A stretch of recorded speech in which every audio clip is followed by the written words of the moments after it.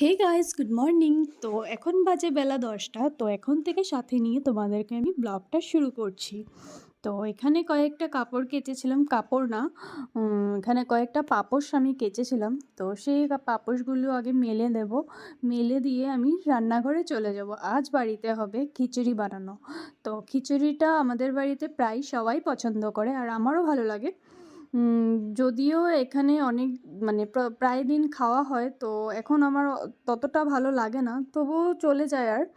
আর শীতকালে মোটামুটি ভালোই লাগে, গরম দিনে একটু প্রবলেম হয়ে যায়।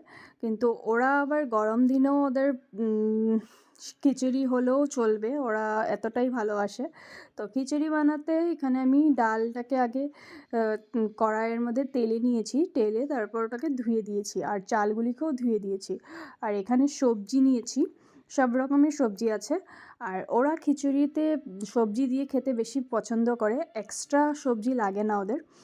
আর আমি খিচুড়িটা সমস্তটাই শিখেছি আমার হাজব্যান্ড থেকে। ওই আমাকে শিখিয়েছে যে খিচুড়ি ওদের মানে ওদের কীভাবে ওরা কীভাবে পছন্দ করে খিচুড়ি খেতে। তো আমি ওই সমস্তটা ওর থেকেই শিখেছি। এখন প্রায় মোটামুটি আমি শিখে গেছি।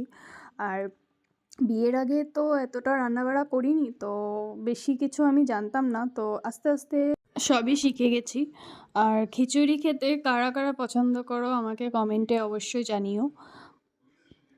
তো এখানে খিচুড়ির সাথে আমার হাজব্যান্ডের খিচুড়ির সাথে আবার আলু ভাজা লাগে, আলু ভাজা না হলে চলে না। তো ওর জন্য আলু ভাজাও করব একটু। আর আমি আর পাপার খিচুড়ি হলেই চলে যায়, আমাদের এত কিছু লাগে না। তো তবুও ওর জন্য যখন আলু ভাজা করি, তো সেখান থেকে আলু ভাজা আমরাও একটু খেয়ে নিই। আর পাঁপড় সেঁকা লাগবে, পাঁপড়টা আবার ভাজা হলে হবে না, পাঁপড়টা সেঁকে খেতে পছন্দ করে।